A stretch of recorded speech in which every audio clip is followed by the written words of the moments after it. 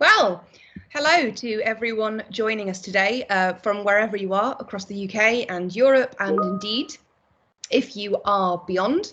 And welcome to this Tracks Across Europe webinar, the fifth in our Catch the Train series. I am Daisy Chapman-Chamberlain. I am the rail lead at KTN. For those of you who don't know, KTN is the UK's innovation networking agency, helping to maximise innovation potential across the UK, Europe and beyond. Please do get in touch for support with sourcing the strongest innovative solutions, market opportunities, funding, bids and more. Now, this Tracks Across Europe webinar will focus on rail opportunities across Europe. This is an exciting moment for the rail sector as governments are promoting railway transport as a clean, sustainable, innovative, safe solution for Europeans' mobility. So this means it is the ideal time for UK companies to explore European markets and to grow internationally. We will have a series of discussion sessions today focused on opportunities across these markets. If you do have any problems with today's webinar tech, please pop a message in the chat so that we can assist. And similarly, feel free to use the chat to ask any questions you might have or make any useful connections. And can I ask that you please stay muted and keep your camera off during our presentations. But when we come to the discussions, feel free to pop your hand up using the hand up function, and we will invite you to turn your camera on to ask your question directly. But of course, you can also use the chat function if you'd like to ask your questions that way as well. And to get us started, I'm really delighted to hand over to Paul Fox, British Ambassador to Hungary and Europe Central Champion Ambassador for Infrastructure. So, Ambassador, over to you. Oh, thank you. Thank you very much, Daisy, and good morning, everyone. As Daisy said, I'm Paul Fox, the British Ambassador to Hungary and the champion for the Department for International Trade's infrastructure campaign in Central Europe. So, welcome to the fifth in our series of Catch the Train webinars. This month's edition is entitled Europe Trade Month, Tracks Across Europe. And I'm delighted to welcome you all on behalf of the organisers of the event, the UK Department of International Trade, the Railway Industry Association, Santander, as well as KTN, the Knowledge Transfer Network. As some of you know, DIT trade teams across the whole of Europe, together with their partners from the Railway Industry Association and Santander, have been running this Catch the Train series of monthly webinars dedicated to the railway industry, both in the UK and across Europe. The aim is to exchange information on business opportunities in Europe and to highlight UK expertise. In each edition, we aim to focus on a different topic. The first four meetings covered restoring confidence in passengers using the railways, green railways and clean growth, rail innovations and research, and rail manufacturing growing internationally. Today's edition is also part of DIT's Europe Trade Month, a virtual trade tour focusing on doing business in Europe. As part of this, our partners and teams in over 30 countries have pulled together a programme of informative and interactive sessions to help you sell your goods and services throughout Europe. And companies are invited to take part in market briefings where they can meet local experts to find out more about the opportunities on offer. Returning to the topic in hand, as Daisy said, this is an exciting moment for the rail sector across Europe, with governments promoting rail transport, as Daisy said, as a clean, sustainable, innovative and safe solution for Europeans' mobility. This Catch the Train webinar will provide an overview of rail opportunities across Europe. Today, you will meet DIT officers from a range of European markets, and we'll be able to learn more about the opportunities in this sector. Now, to ensure a comprehensive coverage and to allow us to focus on your needs, the webinar will be divided into three European sub-regions: Central Europe and the Balkans, Western and Southern Europe, and the Nordic-Baltic region. We'll also have help from our partners who will moderate these sessions. So, to sum up, I believe these concise monthly events provide a good introduction to this sector, offer a gateway for you to find out more, and it would be an opportunity to develop mutually beneficial commercial relationships. And we want to encourage you to explore what's on offer. And of course, we stand ready to help. So I hope you find today's session useful and look forward to hearing about your future commercial successes. Thank you very much. Wonderful. Thank you so much for that superb introduction. And I think what really resonated most with me is that sense of collaboration. So as you said, it's DIT and it's the other agencies pulling together to promote rail travel, innovative solutions, market opportunities. So it really comes across to me as that really exciting time, as we said. So I'm really glad to see so many of you joining us today. And we will move straight into the first of those sessions that the ambassador mentioned and into Europe, Central and the Balkans, which will be led by Silvia Pioa, Director and Central Europe Lead, Infrastructure Export at DIT in British Embassy, Warsaw, with discussion moderated by Halil Bedevi, UK Head of Rail, Aerospace, Defence and Advanced Manufacturing at Santander, UK. Quite a title. Silvia and then Halil, over to you. Good morning, everybody. Great to see you all today with us. As Daisy said, I am the lead of infrastructure at DIT in Warsaw, but I'm also the lead for Central Europe and Baltics at DIT Network. Today, I would like to brief you, to give you a short presentation about our region, and then we will discuss this in more details. So our region, our network at DIT comprises of 14 countries. 8 of them belong to the European Union, 6 are non-EU markets. And what is the common in our markets? The markets are at various stages of development in terms of infrastructure, but most of them need to catch up with the Western Europe in terms of the railway infrastructure. Thanks to availability of EU funds, the region has been able to make some significant investments in modernization of its transport infrastructure. A lot has already been achieved, but there is still a strong pipeline of projects which will be delivered in the next years. In terms of the DIT network, we have 11 DIT teams across the region. Some of them are single-person posts. And DIT has the regional approach, so the markets are working together on various projects. We are cooperating with each other, and we are working like an infrastructure campaign. Today you will have an opportunity to learn more about the 5 markets from our region. It will be Croatia, North Macedonia, Poland, Romania, and Slovenia. And now let's quickly move to Croatia. And few words about the rail infrastructure in Croatia. Croatia has got over 2,600 kilometers of railway lines, of which 970 kilometers are electrified. In terms of the rail infrastructure and structures, there are 530 stations in Croatia and over 1,500 level crossings. Croatian infrastructure still needs some development, and Croatian government will dedicate 4.3 billion euro by 2030 for a railway project. Next slide, please. There are 4 major railway projects which are currently being implemented in Croatia.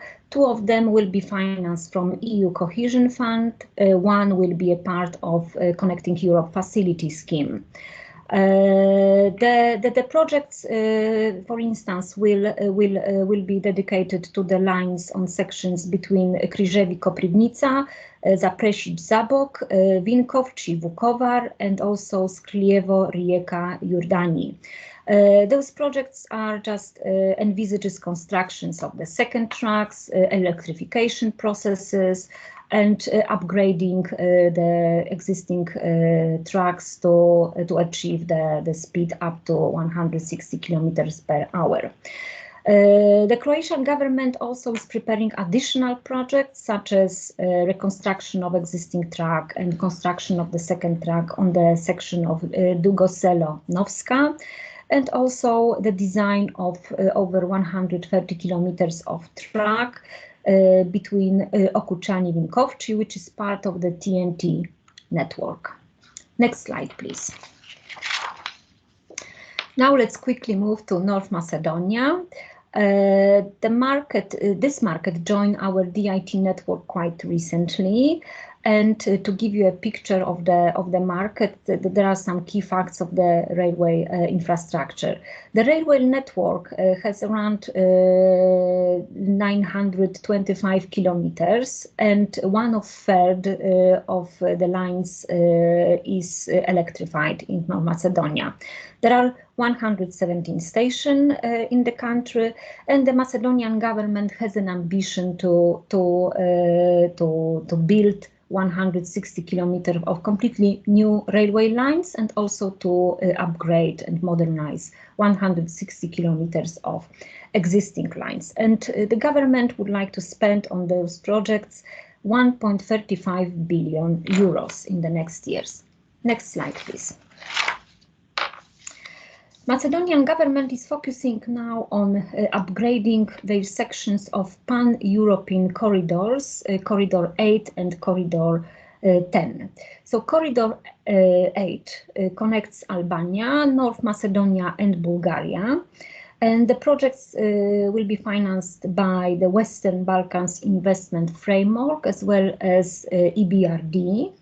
And the project includes construction of 3 railway lines, Kumanovo-Beljakovce, Beljakovce-Kriva Palanka and Kriva Palanka-Bulgarian border. And those projects are currently being implemented. They are also preparing the next stage of the investments, like a construction over 60 kilometers of railway lines on the section Kishevo-Struga and Struga to Albanian border, and modernization of 150 kilometers of track between Kishevo-Skopje and Kumanovo. In regards to corridor number 10, which connects Greece, North Macedonia and Serbia, the government plans to upgrade the section between Kumanovo and Deliadrovce, and there will be a 14 kilometers of the railway line which will be renovated and strengthened. Next slide, please. Let's now move to Poland, which is the largest market in our network, with population over 38 million citizens. Just to inform you that Poland will receive 66 billion euro of EU funding for the years 2021-2027. In regards to railway infrastructure, the Polish railway network is the 3rd largest railway network in Europe, with 18,500 kilometers of railway lines, 2,600 stations.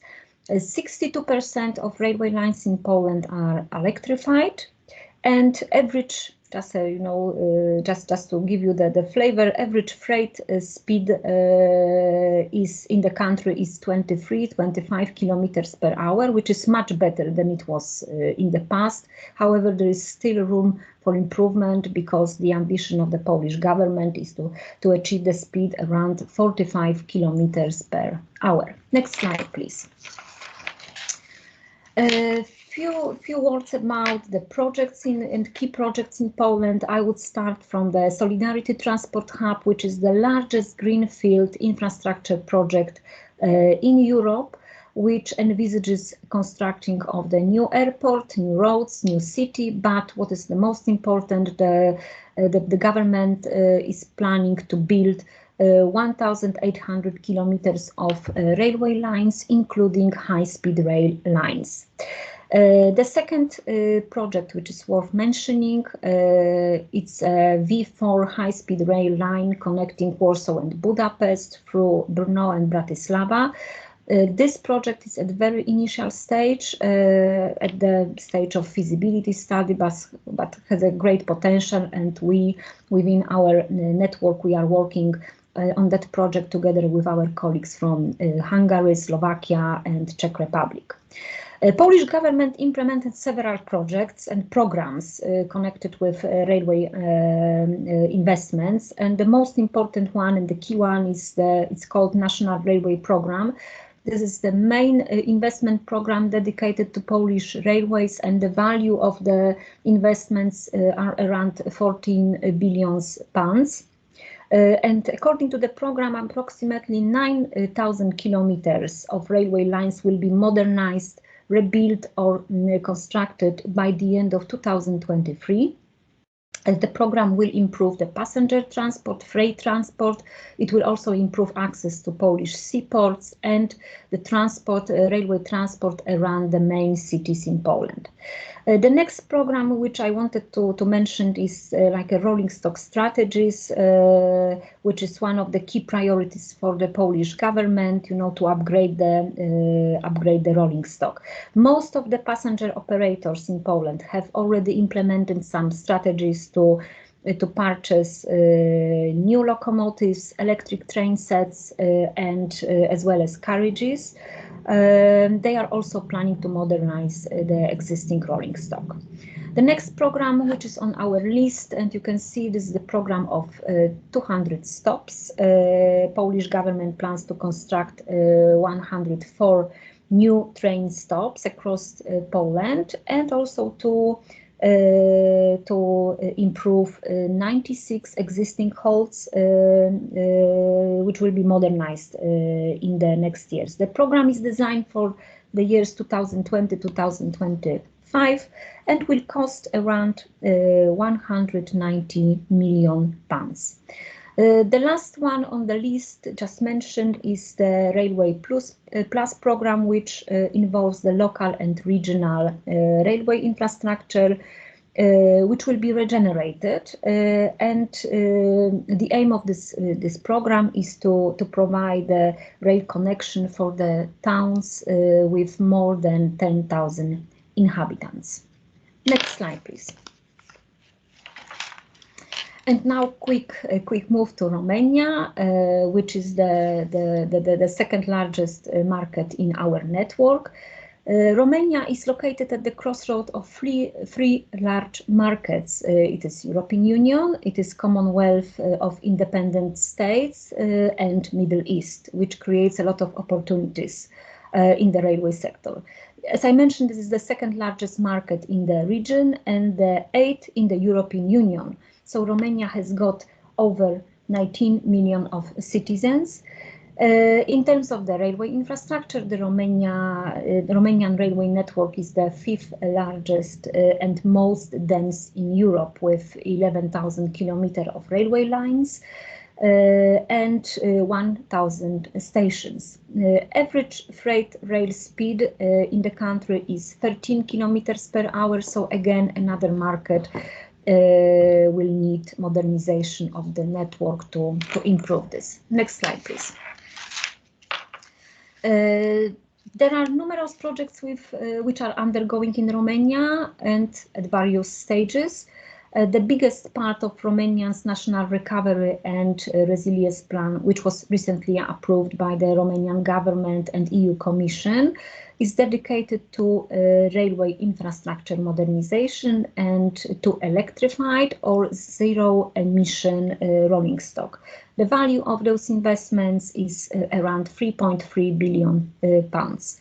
The key projects include upgrades of the main rail routes, which are part of the pan-European corridors, construction of railway lines to the airports in Brasov and Otopeni at the Enrico Anda airport, improvement of access to seaport in Constanța, which will include also modernization of 180 kilometers of tracks, buildings, bridges and level crossings, as well as newly announced plans of building a metro line around 70 kilometers in Cluj-Napoca.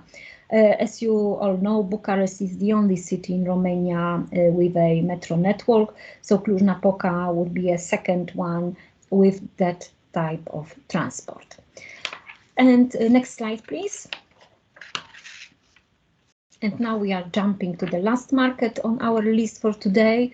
It's Slovenia. Slovenia is a smaller market with 2 million inhabitants, and the railway network in Slovenia is 1,200 kilometers long and represents 0.3% of European railway infrastructure network. Half of the railway lines in Slovenia is electrified. And Slovenia has an excellent geographical position on the crossroads of pan-European corridors number 5 and number 10. This is the reason why freight transport, especially international freight transport, plays a key role in the country. Before pandemic, there was an increase in passenger services. In 2018, 13 million passengers traveled with national railway transport.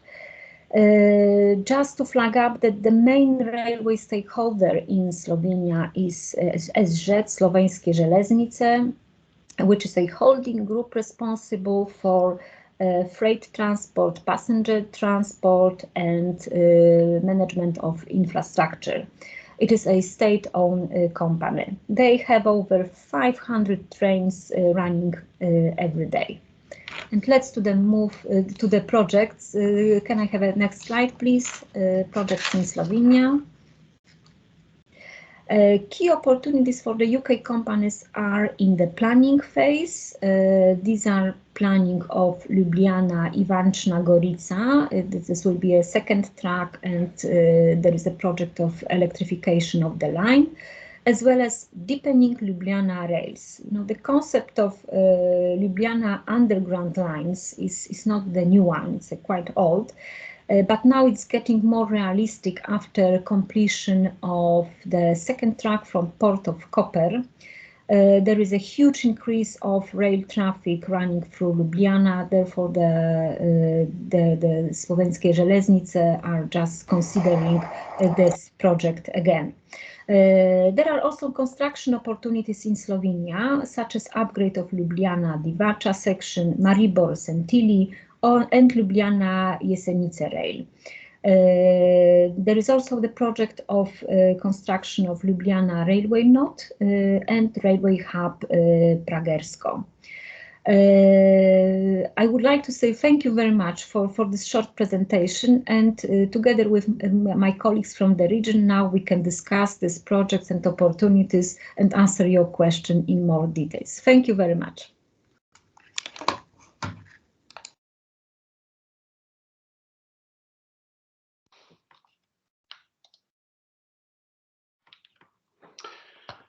Sylvia, thank you very much, and Daisy, thank you for your introduction. So I'm delighted to be moderating this follow-on discussion on Europe, Central and Balkans following Sylvia's presentation. As a way of introduction, my name is Halil Bedevi, and I head up several manufacturing subsectors at Santander Corporate and Commercial, including rail. I'm a chartered engineer and not with a banking background. I've spent quite a number of years in mainstream manufacturing prior to joining Santander. So just to clarify why we're here, really very briefly, we are of course a bank and provide a wide range of banking services, and yes, banking and finance is important, but we realize that what we need to do is to help businesses succeed, grow and prosper beyond just banking, and that's what businesses need. They tell us they need trade facilitation, amongst other things. So therefore, we focus on helping businesses grow domestically and internationally through trade facilitation. So just to set the scene, as we've heard from Sylvia, there is certainly a lot going on in Central Europe and Balkans, and these should create considerable opportunities for UK rail supply chain companies in this region. Perhaps, you know, not traditional corridors for many UK companies, but there's no reason why they should remain so. I think we can all agree that UK companies are keen to grow their exports to this region, as well as others.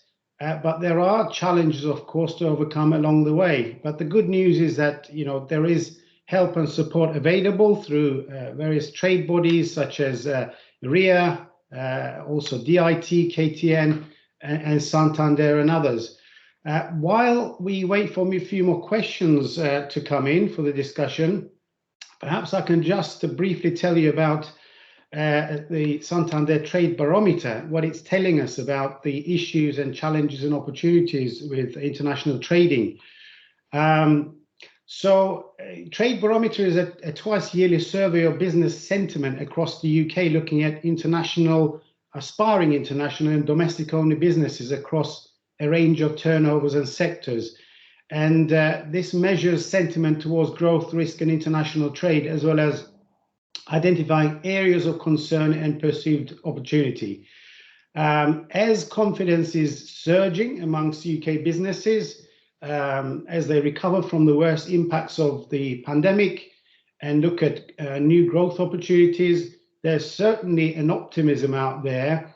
And although there are some ongoing anxieties, companies are primed to invest and expand. So more than 20%, in fact, 20% of the companies believe international markets are becoming more important after COVID. And 73% are confident that they'll grow over the next 3 years, which is very, very encouraging. And the Trade Barometer is telling us that the main 5 challenges in terms of international trading are as follows. Top of the list is supply chain and logistics. 51% of the businesses saying that rising transportation cost is a very important factor, affecting their ability to grow over the next 3 years. 34% are saying transport costs are one of the biggest challenges. And of course, shipping to Europe on average has increased over 20% over the last couple of years.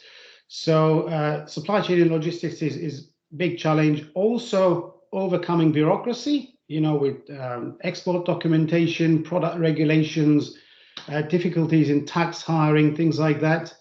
Bureaucracy is a big challenge for 45% of the companies. Third one is trusted connections. 35% of the businesses saying finding trustworthy partners is a key operational challenge in international markets. And then skills, of course, 26% of the companies identified skills and recruitment as a major challenge. And this includes access to skills to attract and retain staff with skills in international trading. And 67% of the companies worry that ability to attract skilled staff could limit their ability to grow. And finally, setting up trading with abroad. 26% of the companies say that accessing new markets is a key operational challenge. So they need some help with that. So enough of that. Thank you. So let's see what questions we have. And let's please, can I encourage you to turn on your cameras and microphones and get involved. Let's create some discussion here. Perhaps I can just start with Sylvia. Sylvia, can you tell us, please, how the DIT team can help with all this? What's the best way of approaching and working with the DIT teams? Thank you very much, Khalil. I think that the best way is to contact us directly in the markets. I hope that my colleagues from Romania, North Macedonia, Croatia, and Slovenia could switch on cameras, so we will see the team.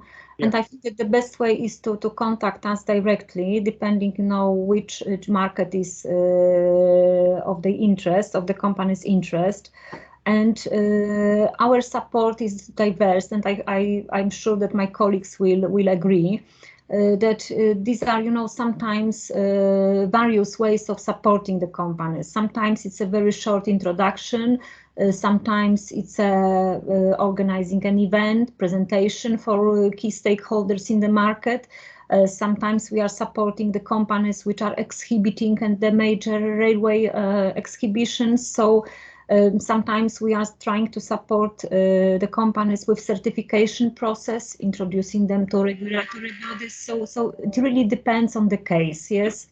And maybe I will give the floor to my colleagues from other markets, because in Poland we are strictly working with in terms of the bigger tenders, we are strictly working on the basis of public procurement process, which is not very simple. And I have to say that we discussed this with the companies for many years now, and not only in Poland, I think in other markets, EU markets as well, because in our region, as I mentioned, there are markets which are which belongs to the European Union, some of them not, but we have the same issue, yes, that first of all, the public procurement process run in the local language, which is not making easy. The deadlines for tenders are quite short. So from our perspective, the crucial thing is to have the local partner in place before you start, your activities, yes, to be well prepared on time. So maybe my colleagues would like to comment what it is they view from their markets. Thank you, Sylvia. So I'm assuming that a list of projects and contacts for the regions are available if people want to sort of be able to find them after today to be able to contact people. What's the best way for that, please, Sylvia? I'm not sure if that there is one list of projects. Yes, we have a key projects or programs, but we have various companies dealing with various sectors. There are companies who are dealing with rolling stock. So probably each company should be probably approached differently, and we will try to provide the company with the relevant projects. Yes, we do not have a ready list of full projects because it's too many, simply too many going on in infrastructure, in construction, in modernization side, but also in the rolling stock and and other like ticketing systems, etc. So there are plenty of opportunities. But we try to approach as directly as we can, preparing the most suitable list of projects within our markets. Thank you, Sylvia. I'm keen to hear from participants as to how they are, what's their experience in the challenges I mentioned, and how they're getting around those, and what do they actually, what are the biggest challenges for them? What's really needed? It will be helpful to know those. There was one question saying, is the presentation mainly focusing on infrastructure, or is rolling stock and other things included? Although yes, what we've seen is more of a focus on infrastructure. Obviously, that's the starting point. I think all this new infrastructure will then prompt a demand for station equipment, rolling stock, security, everything that goes with that, really, as part of a wider rail supply chain. So I think, watch this space, I would say. So it starts with infrastructure, and then everything else should come at some point during the project. Just looking at the chat here, it says, can you advise on the requirement for individual country state registered engineers' involvement in railway projects? So I'm not sure if I can do that. Would anybody like to answer that one, or if Stephen would like to switch on camera maybe and kind of explain to us what answer he is looking for, maybe we can collectively help. Yeah, I think just with an eye on the time, Halil, as this is quite a general question, I think what I would like to invite Stephen is we'll put you in touch with someone directly who can help answer that question. But we'll drop in on that one. I hate to interrupt, but we do have to let our other countries and regions also say their piece. So thank you so much to everyone leading on that discussion. Hugely interesting, and we'll make sure that the questions that are in the chat get answered as well. Some of them are quite general. So the question about DIT helping with local contacts, we can also address that as well, because that's definitely something that can be done. So thank you so much to Central Europe and Balkans team. Just a reminder to our audience, yes, please do keep those questions coming in by chat. We are filtering them and making sure that you get those answers as well. But now we're going to move on to Western and Southern Europe. I'm going to hand over to Braden Sides, who is Senior Trade and Investment Advisor at DIT British Embassy in Paris. And I'm going to be moderating this one. So for now, I will hand straight over to Braden to intro. Thank you very much. Hi all. As Daisy said, my name is Braden Sides. I'm based here at the British Embassy in Paris, and I look after advanced engineering and manufacturing as well as infrastructure. Maybe Mauricio will go to the next slide. I just thought I would quickly point out a little bit of the sort of bits that you might be interested to know about Western and Southern Europe, who's represented by Austria, France, Portugal, and Switzerland. We have strong historical and cultural ties between the UK and our markets. English is more widely spoken in some markets than others. For example, Austria, Portugal, and Switzerland, where English really is the business language. However, in my market in France, translation is often required, and you really can't expect everybody to be speaking English. UK products are well received and renowned for their quality. I think there's just a bit of so I'd say it's advisable to work in this market with a local partner and distributor. DIT can provide support to identify suitable partners and advise on the best route to market, of course. Next slide. Here we are going to begin with Austria. Austria is a small but affluent market with around 9 million inhabitants and centrally located in Europe, acting as a gateway between Western and Eastern Europe. Transport plays a major role in the economy, both in view of exports as well as for businesses and tourism. Some of the sort of, facts here, particularly on rail, are to do with, Austria has a well-developed railway infrastructure with 559 kilometers of line per million inhabitants. Statistics from 2019 show that Austrians are traveling by train well above the EU average, which is 1,130 kilometers per year per person. The average Austrian travels 2,260 kilometers using trains, trams, and underground trains, and is leading the EU country comparison, followed by the Czech Republic and France. Only Switzerland is performing better than Austria, thanks to a very dense rail network. In comparison, the UK average citizen travels around 1,300 kilometers per year by rail. This figure is expected to increase as in October, the Klimaticket, or climate ticket, I hope that I pronounced that right, was invented for €3 a day. All public transport in Austria can be used within one single ticket. More than 130,000 tickets sold since the beginning of October. The Austrian Federal Railways, or as you might see it, ÖBB, is owned entirely by the Republic of Austria and is divided into several separate businesses. Its annual turnover in 2020 was slightly less than 2019, thanks to financial aid paid by the Austrian state. There are specific subsectors looking after passenger transport. You have ÖBB Passenger Transport Service, infrastructure, which is ÖBB Infrastructure, rail freight transport, ÖBB Rail Cargo, and all the sort of technical side of things, such as repairs and that maintenance and overhauls, are done by ÖBB Technical Services. Other operators to mention are Westbahn, running trains between Vienna and Salzburg, as well as operating rail in Western Styria, as well as 14 smaller regional lines. In 2018, the Austrian railway industry generated a turnover of around 3.1 billion euros and employs just less than 10,000 employees.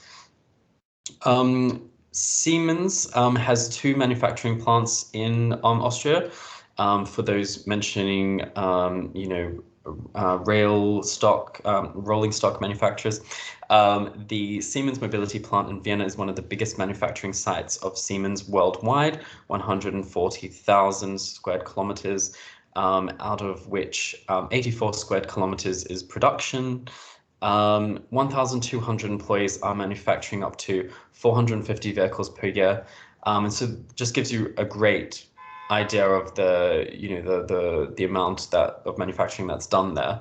And Bombardier's global center of excellence for trams and light rail vehicles is located in Vienna. I imagine rebranded to Alstom.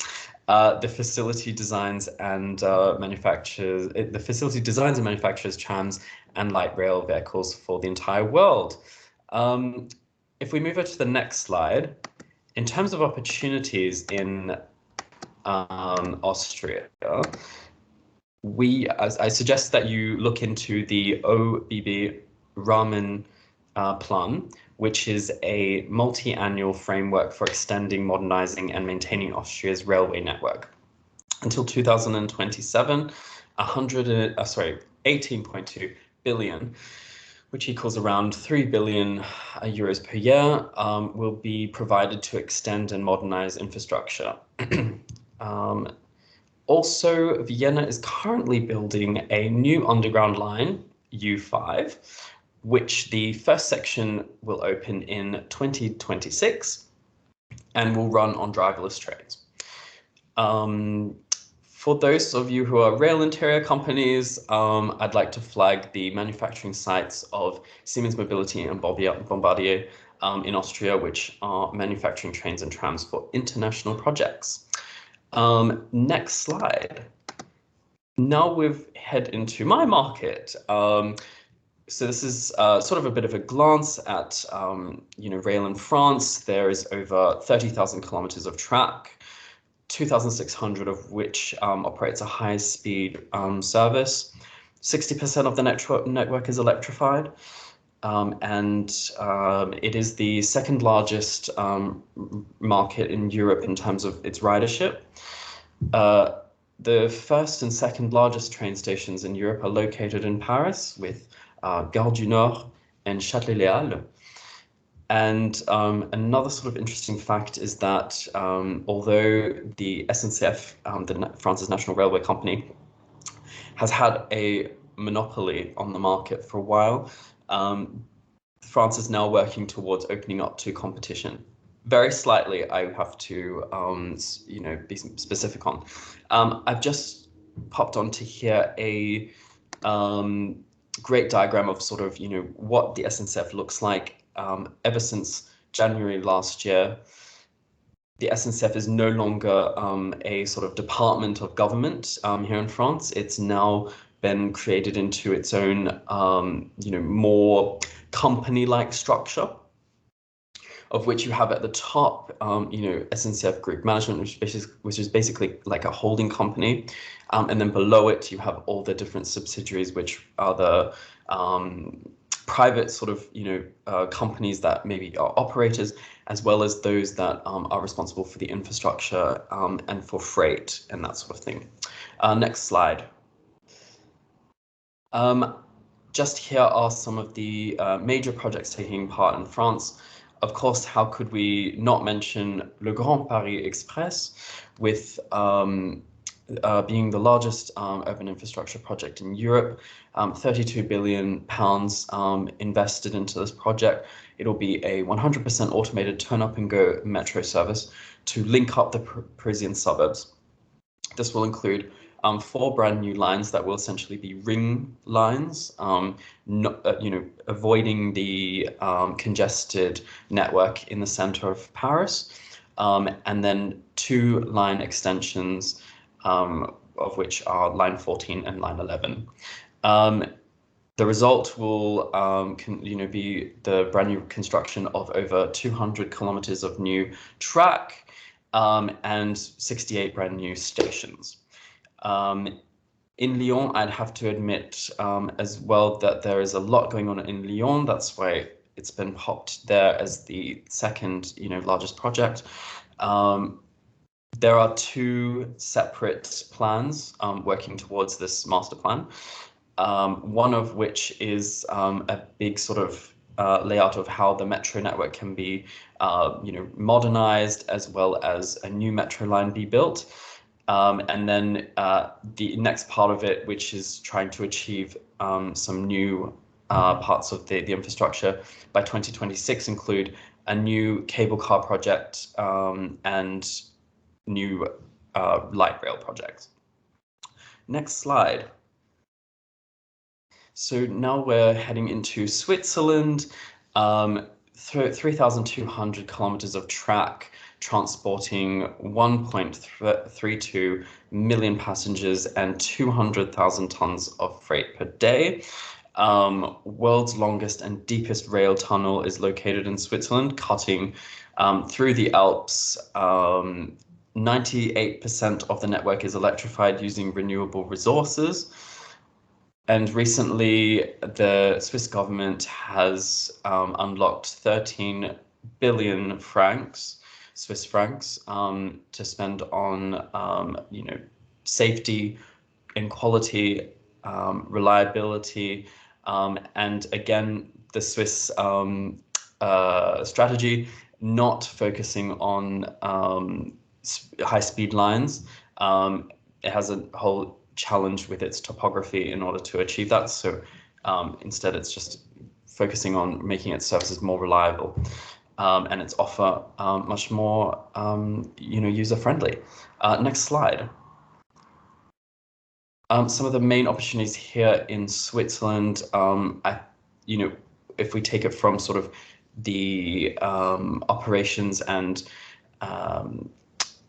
infrastructure side of things, the Swiss Federal Railway Company is state-owned, major manufacturer and rolling stock owner, focuses on improving services punctuality, passenger experience, and the security and capacity for their ridership.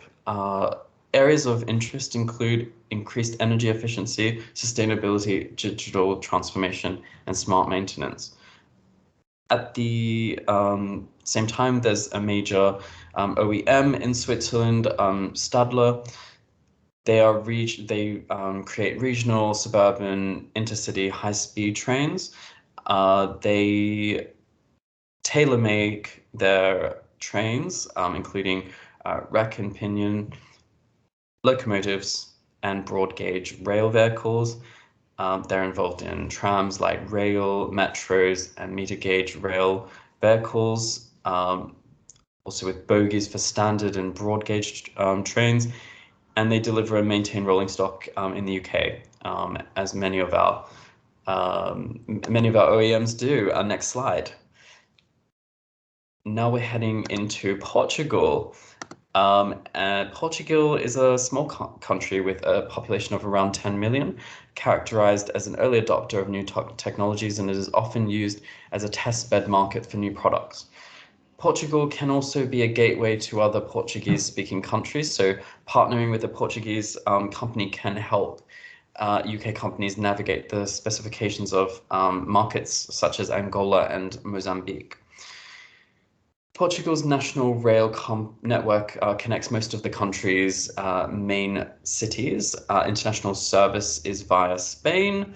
Most of the 2,526 kilometers in tracks are wide gauge to accommodate shipments from Spain, and about 1,790 kilometers are electrified. High-speed passenger services in excess of 120 kilometers per hour covers about 900 kilometers of the network. The rail infrastructure is managed by a public company called IP. A few years ago, the Portuguese government decided to merge the public companies overseeing road and rail infrastructure, which is IP today. The merger allowed both infrastructures to be managed following an integrated strategy. CP is a state-owned business entity owned by 100% by the Portuguese government, providing passenger rail transport services. In fact, CP is the only provider in Portugal, with the exception of private operator Fitagus. Portuguese is the first and only private operator in Portugal, connecting Lisbon to the south bank of Lisbon. Back in 1999, the Portuguese government launched a concession tender for these rail transport services, which was owned by Portuguese.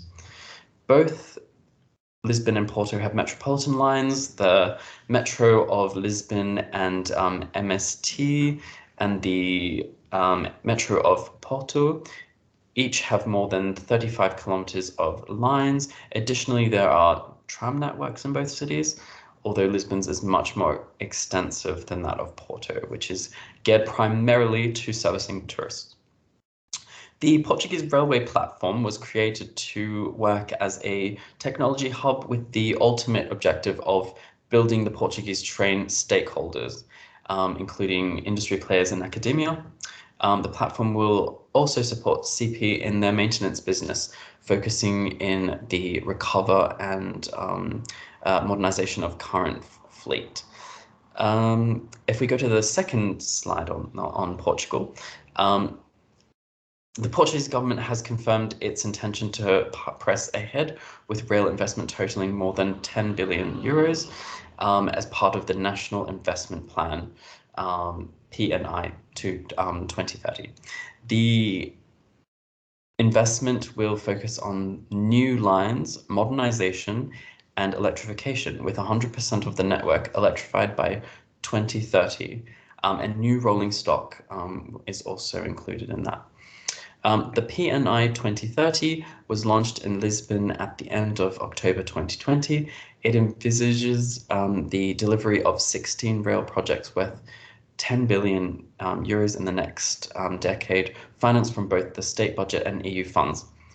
The highlight of the package is the revival of a proposal for a high-speed rail link between Lisbon and Porto, which was the subject of extensive studies in the mid-2000s. Almost half of the allocation, 1.5 billion euros, is going to be dedicated to this new high-speed line. And that's it. I'll pass it on to you then, Daisy. Amazing. Thank you. Really, really interesting detail in there. So thank you so much for that, Braden. Just on to a very quick discussion then. We do have some DIT colleagues who could assist with any questions. Sophia, would you be able to introduce yourself? Hi, good morning, everyone. So my name is Sofia Carvalhais, and I'm a senior trade and investment advisor at the British Embassy in Lisbon. So for any questions you have relating to Portugal, please get in touch. I'll drop my email on the chat. Please feel free to get in touch. Thank you. Brilliant. Thank you, Daniela. Good morning, everyone. My name is Daniela Schild. I work at the British Embassy in Bern, so I support UK companies from the rail sector exporting to Switzerland. So if you've got any questions relating to the Swiss market, please don't hesitate to get in touch. Thank you. Thank you. And Karina. Hi, good morning. I'm Karina. I'm based at DIT in Vienna, and I'll do cover the Austrian market. So if there's any questions, please do let me know. Thank you. Thank you. To our audience, we do have a little bit of time for questions, so please do pop those in for any of our colleagues who have just introduced themselves. But I'd like to start with a question for the floor from Alan. Can you give us an indication of any key differences in business culture between your market and the UK, and any pitfalls to avoid? So someone can pick that up first.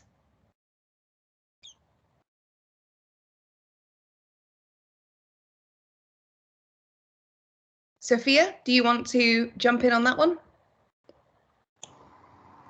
Sure. I would say that the key aspect you should, be aware of is really the need for working with local industry. So in the last probably couple of years, we have been seeing a push from the Portuguese government, and particularly in the rail sector, where they are planning to run, a high investment for the size of the country.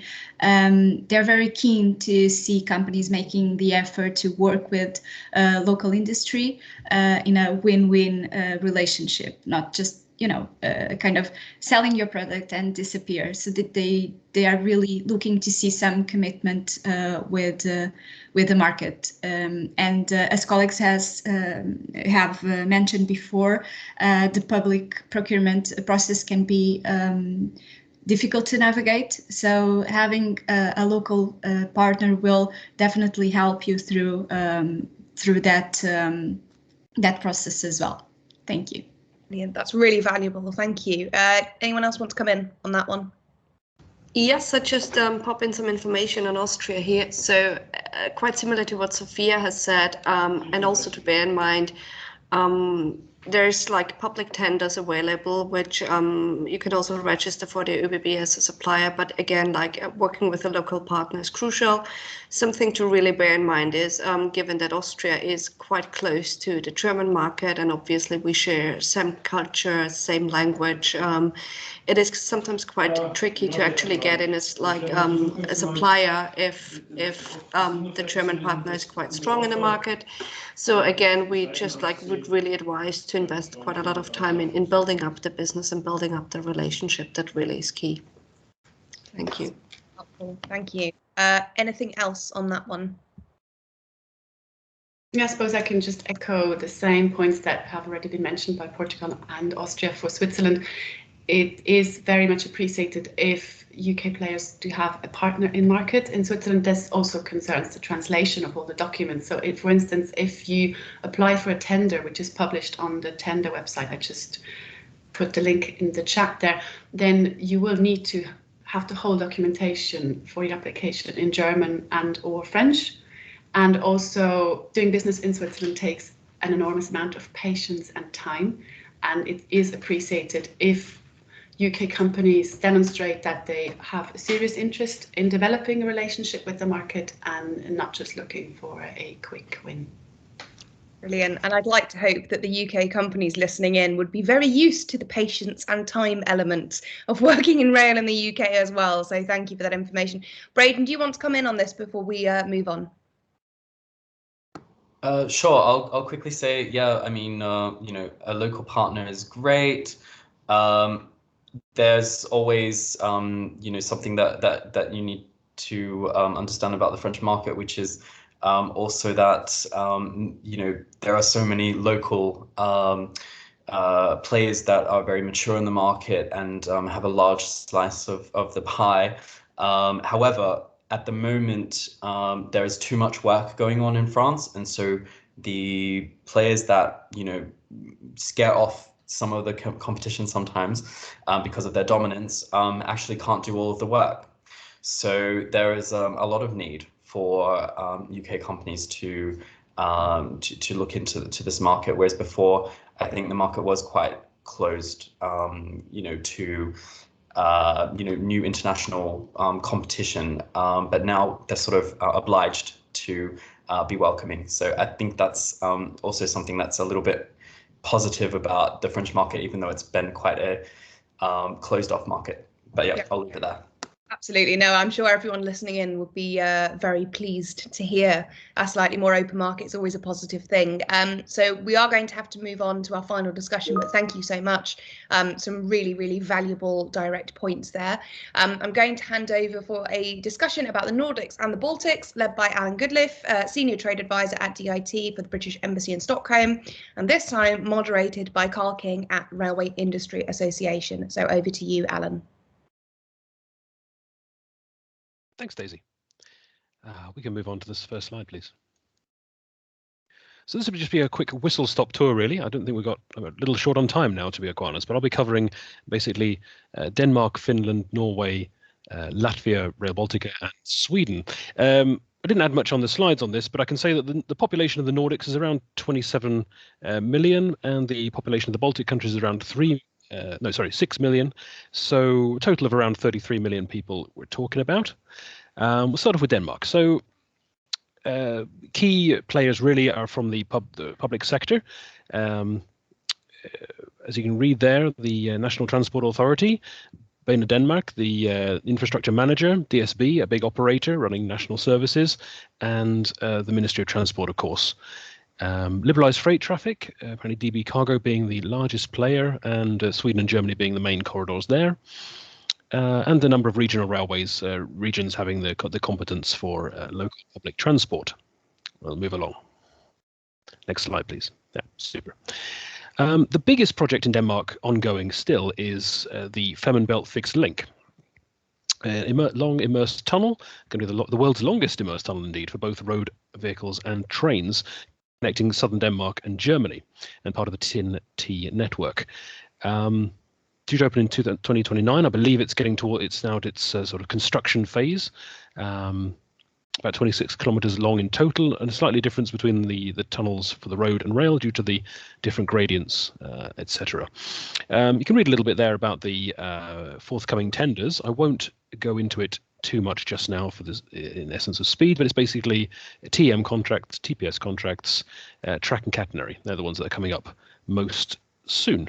Also, I know that my colleague Mark in Denmark does have a lot of information about other projects, but given that we only had a couple of slides per market, then we just decided to stick to this one for now. But do contact him later on if you're interested in hearing more about wider opportunities. We can move on, please.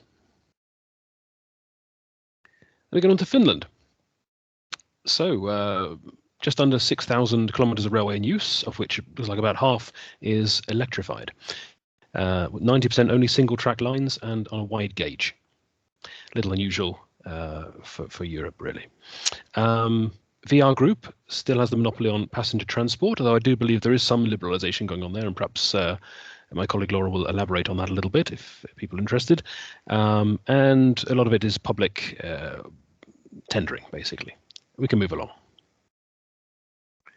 So the key players there, we mentioned VR Group already, and HSL operating passenger traffic, the Finnish Transport Infrastructure Agency, developing, maintaining the rail network and platform areas in FinTraffic on traffic control, traffic planning, and passenger information on the stations. Move along, please. So these are the developments that are coming up in Finland. We've got the 1 hour train initiative, a high-speed rail link between Turku and Helsinki, the planning phase ongoing for the time being until 2023. Finland Railway between Tampere and Helsinki, connecting to the airport as well. And then the Eastern Railway building a 100-kilometer fast rail line in the eastern direction. And a number of regional light rail developments in different cities. And again, Laura can probably elaborate on that. And then there's the DigiRail project, which is part of the ERTMS wider project, you might say, for Europe. The current traffic management system is coming towards the end of its life, so they're rolling out a new system worth around 1.7 billion euros from 2021 to 2040. So a long-term project to get involved in there. And we can move along, please. Then on to Latvia. Now, specifically, we're looking at the whole region here, the Baltic region. It's our colleague from Latvia, Aldis Selms, that's on the line with us. But yeah, really the big project there is the Rail Baltica. So covering Estonia, Latvia, Lithuania, and then on to Poland. Definitely the biggest project in the region for some time. It mentions 100 years there, with a value of around just under 6 billion euros. Co-funded by the Baltic states, but a lot of funding coming from the EU itself, and it'll be primarily to link up the three countries onto the standard gauge used in the rest of the continent, so 35 millimeters. You can see on the map there, linking up with Tallinn, Riga, Kaunas, and Vilnius, those latter two in Lithuania, and then onto Poland. And there is some talk of doing some sort of connection up to Helsinki, but I think that's further ahead. Total length about 870 kilometers. I can move along, please. And there's the timeline. So we're now, 2021. So we're in sort of the latter part of the design phase and into some of the construction phase.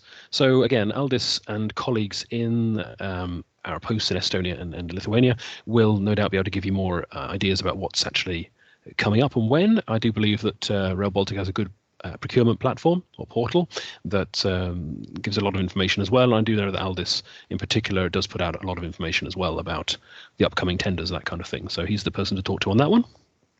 And we'll move along, please.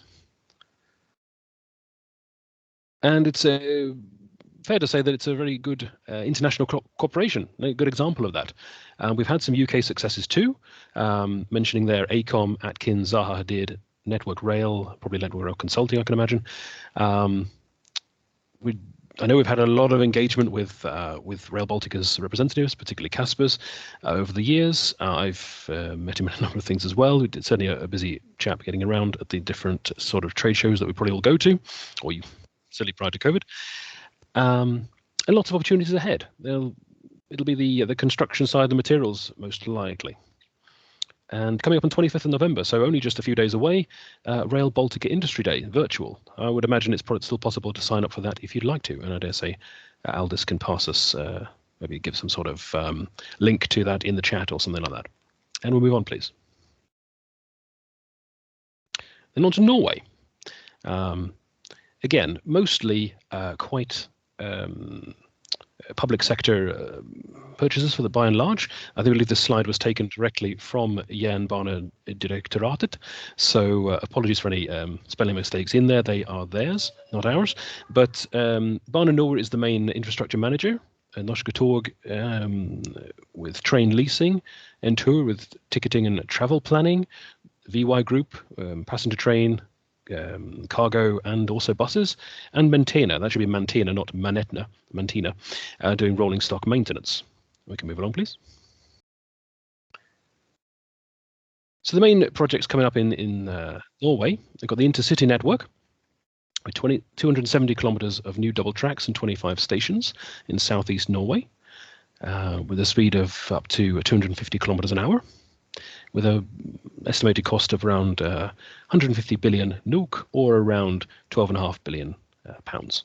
And the follow Banan, one of the largest infrastructure projects in Norway there, and with the longest tunnel in the Nordic countries, or at least railway tunnel. New double track line forms a core part of this intercity network. And the Ring Eriksbanen, similarly, connecting up areas, and with the E16 Høgkastet-Hønefoss project constituting the biggest joint road and rail project in Norway. So again, a lot to go at in Norway. And then on, please, the next slide. And then my market, Sweden. So you've got about just over 15,500 kilometers of track in Sweden. Most of that is managed by the Swedish Transport Administration. The Swedish name is Trafikverket, and it's the national infrastructure manager. Other main asset managers are probably the regions, for example, Stockholm with the metro and light rail, and other cities that have some tram lines, some light rail. But by and large, it's largely the Transport Administration as being by far the biggest client. Sweden has a national transport plan, roughly an 11-year plan. The last one was done in 2018. We're expecting a new one next year, but in the last plan, it was around 53 billion pounds worth of investment, covering road, rail, and in terms of development, but also maintenance. The Transport Administration covers both road and rail. So lots of investment there. I'll let you read the slide there later on. Next slide, please. And I've concentrated here on infrastructure projects. I can mention a little bit about the rolling stock side too. The main thing for Sweden is really a sort of high-speed network in the southern part of the country. Stockholm, which you see on it's kind of near the top of the map there, is only 1/3 of the way up the country, north-south. So basically linking Stockholm with Gothenburg and Malmö, the top 3 cities in the country in terms of population, with a new, faster network for passenger trains. And really, the idea is to, compete with domestic air travel. Sweden is, after all, the the home of Greta Thunberg and one of the epicenters of flight shaming. Yes, that's pretty much that. The total value there is roughly about 10 billion pounds of investment. The East Link project is the one that's the furthest ahead so far. If anybody's very interested in this and didn't catch it last week, I held a supplier day for UK companies with the Swedish Transport Administration, and I have a presentation and recording from that. So if anybody's interested, please let me know, and I'm happy to pass that along. And next slide, please. Oh no, I will just say a little about the rolling stock side. So I didn't got it on the slide there, but just so that the main operators basically are SJ and probably MTR. SJ is a national operator, state-owned company. and MTR runs the Stockholm Metro, some commuter rail services in the Stockholm area, and also a few national services, mostly from Stockholm to Gothenburg or bits in between. Region Stockholm owns the rolling stock for these commuter lines and also the Stockholm Metro. And another company of interest is called Transitio. That's like the word transition, but without the N at the end. And it's a company that's owned by basically all of the Swedish regions that have the regional public transport competence. So they have basically have their own leasing company that finances their purchases. So they've got a fleet of basically Alstom, Bombardier, CAF, Stadler and Siemens trains among them, as well as the X2000s, which have recently gone through a refurbishment, which were built in the 1990s for Swedish conditions by the company ASEA, which was later bought by, or became part of ASEA Brown Boveri. The rail part was bought, part of it, by Bombardier, and they have a facility in the town of Västerås, which is mostly for R&D on propulsion systems. Okay, and then we can move on to the next. And I will pass over to Carl, who's going to moderate any Q&A for our markets. Thank you. Thank you very much, Alan. For anyone who doesn't know me, my name is Carl King. I'm one of the technical and innovation managers at RIA. So I'm afraid I'm another engineer, chartered engineer. My main role is to manage the technical competencies across the UK supply chain. For those who don't know, the Railway Association represents the UK supply chain on all things technical, as well as with exports market through our manager, Director Neil Walker, who unfortunately can't be with us today, so I'm afraid you've got me. If I could just ask all the members of this market to put their cameras on. If you'd like to all introduce each other. Who we got? Mark, would you like to go first? Yeah, sure, Carl. Thanks, everyone. Morning. I'm Mark Chapman. I'm the head of the trade team at DIT in Denmark. Welcome, everyone. Thank you, Mark. Laura, I see you were up next. Okay, hello everyone. My name is Laura and I work for DIT Finland. And indeed happy to answer any questions that anyone might have. Thank you very much. Celine, would you like to say hi? Yep. Hi everyone, Celine Jensen in Norway, trade advisor for infrastructure, railways. Yeah, happy to have a chat on rolling stock issues as well offline. As I see, I forgot to include that in my slides. Thank you very much. And Aldis, yourself? Hello, yeah, my name is Aldis and I'm country director for Latvia, DIT Latvia, and same time also covering rail sector. Hi everyone.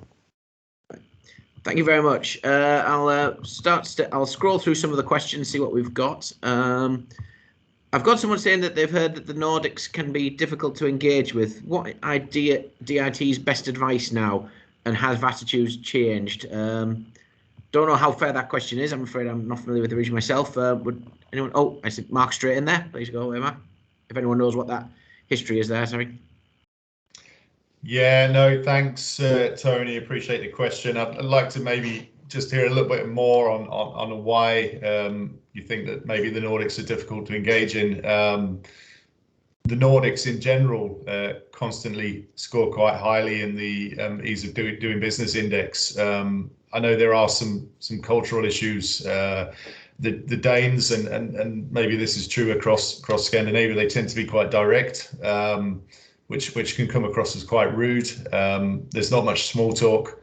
I guess it's just about navigating the market and working with your local DIT rep. I'm not sure I agree that they're difficult to engage with, but then again, I've lived here for so many years, I've probably just got used to it. So I'll be keen to hear the thoughts of my Scandinavian colleagues, and I see that Laura's got her hand up. Oh, Laura, over to you. Yeah, thank you. I would say that I think one thing that can be a bit of a challenge every now and again can be the language, because even though English is very widely spoken, so kind of connecting with people is absolutely fine in English, but then a lot of sort of different infrastructure projects, for example, are under public procurement legislation, and it can be that those tenders are published only in, for example, in Finland, in Finnish or in Swedish. We have 2 official languages here in Finland, so it might be that you need to have the translation there, and occasionally the timelines can be a bit tight for anybody to kind of put that kind of time and resources into it. But I would say that, you know, people are looking at how to develop the railway sector more, and they understand that they have to look outside of our own borders as well. So I don't think that there's really that much of an attitude problem as such, but I think there can be with the language, it can be occasionally difficult, especially with public tendering. Okay, thank you. Celine, I notice you want to come in as well. Thank you. Thank you very much, Laura. Yes, I thought I'll just agree to what Mark and Laura just said, and also I think, at least for Norway, it's a really small market, so it's a case of coming into a market where people know each other and people talk, which I think can seem quite, standoffish, I guess, if you're coming in as a company. But it's also a type of market where once you're in, you're in. And the contracts are for long periods of time. You get good connections, good networks, which you can also utilize in the rest of the Nordic markets. And the advice of coming in with a local partner is definitely one that's kind of being pushed by government here, because it just makes things easier with language and procurement practices. Thank you very much, Celine. Oh, and Alan, back to you, Matt. Yeah, I can just chip in as well. I think it also draws back a little bit to a previous question on local content. And again, the two are somewhat tied together insofar as, at least for Sweden's part, there's a lot of requirements usually for Swedish reference projects, which isn't necessarily the same as local content, but it ultimately means that you probably need a Swedish partner with knowledge of, previous experience of a project, and also the legislation and the legislative environment, that kind of thing. So I wouldn't say that Sweden's part is probably difficult to deal with in some ways, but again, as Mark said, they probably won't waste your time either. Won't just take a meeting for the sake of taking it if they're not, necessarily 100% interested. So it can perhaps seem a little rude sometimes, but it's just a bit of a different way of doing things. Fair enough. Thank you very much. And Aldis, sorry, I see you want to add something as well. Yes, absolutely. Thank you. Yeah, just wanted to have this opportunity also just to second what Mark and Laura and Celine said about it. Yeah, it's very similar also for the Baltics. So of course, apart from maybe Rail Baltica, which is international large project where you have all the tenders published in English, then of course, local knowledge is very valuable, and the market is small, which means everyone knows each other. So actually, yeah, it takes some time just to develop this relationship, and people are very straightforward regarding the communication, Fair enough. So they don't want to waste time. Thank you very much. Thank you, Aldis. And Laura, do you want to add something else as well? Sorry. Yeah, I just thought I'd actually add to the point about kind of having local references. So obviously having a local partner is always important, but especially when you're looking at the Nordic market, the need for, not necessarily, at least in Finland, you don't necessarily need to have a Finnish reference, but you need to often have some understanding of the kind of Nordic market, and especially the climate, because not surprisingly, we get quite a lot of snow, and it can be quite cold, and that can actually affect some products within the rail sector. So it's very, very relevant that you have some kind of understanding of that your products, for example, work in -30, even -40 temperatures. So we're not talking about like, oh, does it work in -10? It has to actually be able to work with a lot of snow and actually really cold temperatures. So that can sometimes be an issue with some products. All right. Thank you very much, Laura. Thank you very much, everyone. I think that was a very useful discussion. We don't seem to have anyone. If has anyone got any other questions specifically about the Nordic and Baltics region, please put them in the chat and let me know. But since we have a few more minutes, if forgive me for putting these, if anyone else wants to chip in off any of the other countries on this one. But I noticed right at the start we had quite an interesting question. It may seem quite a basic question, but it's a good one. It's how can the DIT actually help the UK suppliers with the markets? If there's anyone would like to just give a little overview of how people can engage with the DIT and how the DIT can help, because I know that's been a question that's been asked by a couple of people earlier on, and we didn't have time to ask it earlier. Alan, straight in there. Thank you. I can take it for a start. I'm sure others will have more to add, but we've got a number of different ways we try to help. Sometimes it can be smaller, very targeted little pieces of research, what we call significant assists. That can be just to be giving a bit of a market overview, making just the odd introduction. Most of us have got some sort of sector reports as well available, so we can pass those on. That's usually got quite a substantial amount of information on kind of covering the kind of things we covered in our slides today, but usually a bit more fully fleshed out.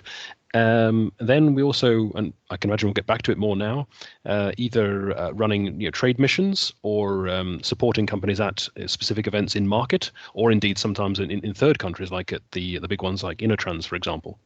Quite a lot of us usually travel to those kind of things. I think Rail Live's the next one coming up in Madrid.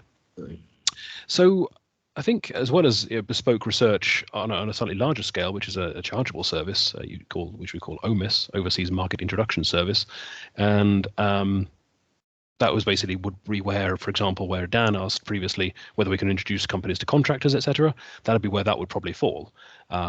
If it's just one specific contact, then perhaps we can do it quickly and easily. But if it's a bit more of a bespoke piece of work, then it'll be a chargeable service.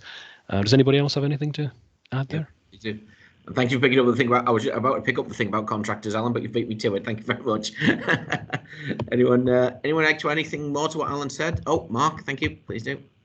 Yeah, the other way we can help, we have a team that deal with market access barriers. So if your company is finding or having an issue with, I don't know, sending workers over to a European country to work as part of a project, and they can't get work permits, or the movement of goods and people, or anything that's come as a result of the dreaded B word, we have people in-house who can assist with that as well. Otherwise, as Alan said, we run the occasional trade missions. We do bespoke activities, working directly with companies.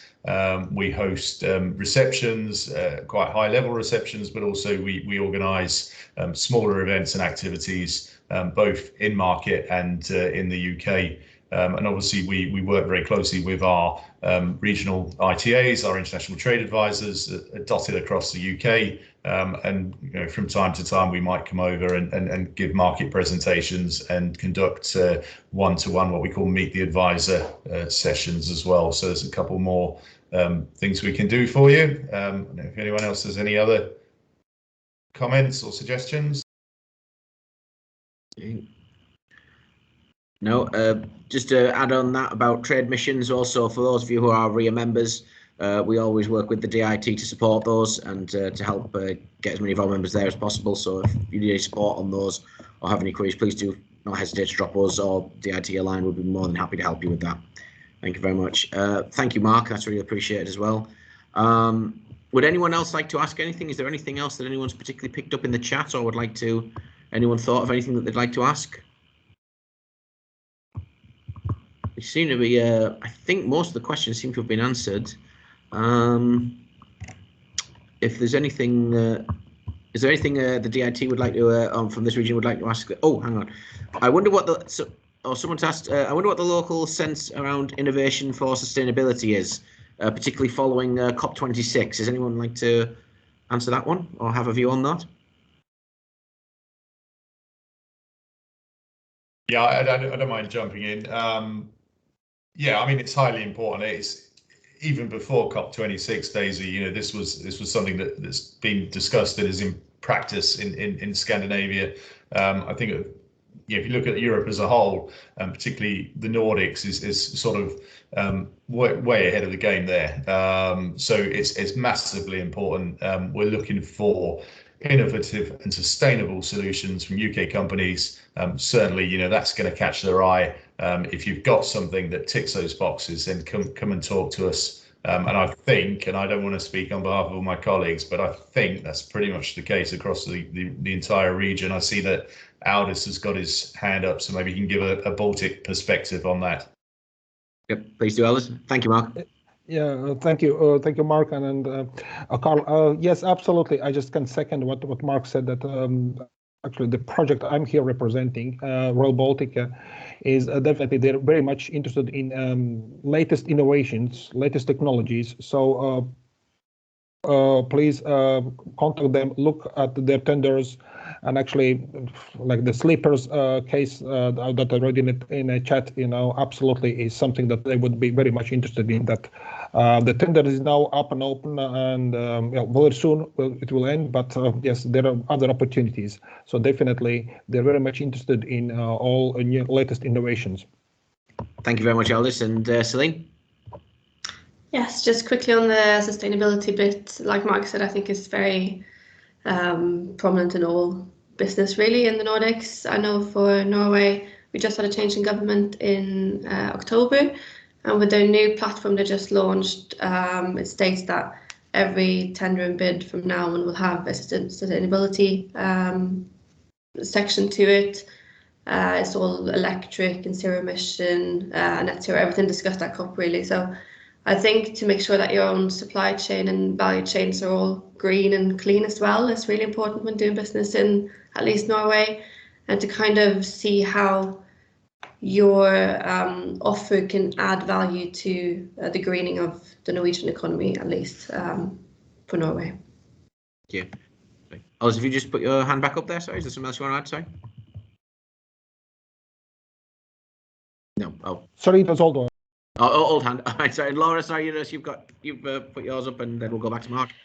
Sorry. Yeah, no, just kind of chiming into all of this. So indeed, kind of innovation, sustainability, absolutely a key factor when it comes to any kind of development projects. And one of the reasons that Finland is also actually putting quite a lot of money into the rail infrastructure is that because of that sustainability factor.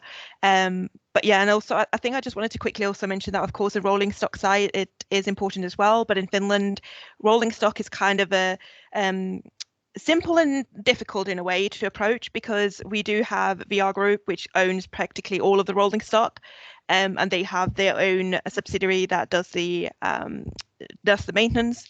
So they're basically them and Transtech who work on these matters. But for both, sustainability is also very important in getting greener rolling stock on the tracks as well. Okay, thank you, Laura. That's very good. Mark, I'll just go back to you, and then I'll probably hand back to Daisy. Thank you. Thanks, Carl. Just a final quick comment from me. I just want to draw everyone's attention to the chat window. We talk about Europe North, but you can see that, you know, innovative environmental solutions are of massive importance throughout our European network, not just the Nordics, which I may have insinuated earlier. So apologies to my colleagues. Certainly, I see that Portugal and Poland, you know, really look at this as of utmost importance, but I'm sure that that's the case throughout our European network. So just to draw your attention to that. Thank you for the session, Carl. No worries. Thank you, Mark. Thank you all as well for being on. I think I should also thank Ben Brown for his very nice comment in the chat box as well. Thank you, Ben. And Daisy, I'll hand back to you now. Thank you very much. Brilliant. Thank you. Excuse me. And thank you to everyone for that really excellent discussion, which I think is a perfect way to close today's session. And it does, conclude our overall look at European trade opportunities today. So I would like to say thank you so much to all of our amazing speakers and to all of our participants. And we do very much hope that you found the session valuable. Of course, it doesn't end fully now, so please don't hesitate to get in touch with the relevant DIT officer or team with anything of interest today, or indeed with myself at KTN, Carl at the Railway Industry Association, or with Halil at Santander, because we will all be very delighted to help. So once again, thank you, and I hope you all have a super rest of the week.